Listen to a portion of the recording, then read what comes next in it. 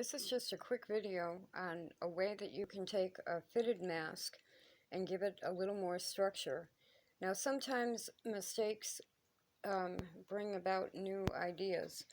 This one I happened to pin it wrong, sew it wrong, and I didn't want to pull it all out. So that there's a seam showing here that I needed to cover. And so it's a red one, size kids 10 to 13. And so I figured instead of ripping it all out, I would just put a center piece of cloth on the inside to cover that seam allowance. And I realized this adds much more structure to the front of the mask.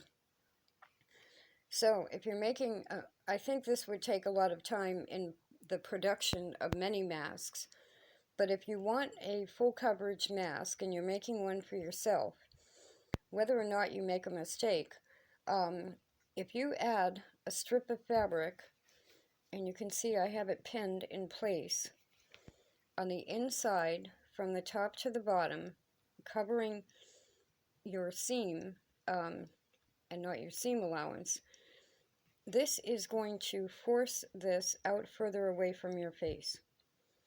So it will be a little bit less claustrophobic. And I'm doing this before I put in the top piece, which there are two things that this pattern is by the woman at Eat, Pray, Create. And she recommends using rubber covered wire garden ties.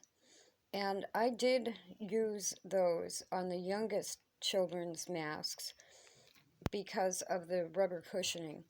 But I've been using pipe cleaners that I cut about 4 inches long, and then I fold them in half, twist them together, and make sure there are no sharp ends. I take the one sharp end that ends up and I fold it in, and those end up being stronger wire than the garden ties.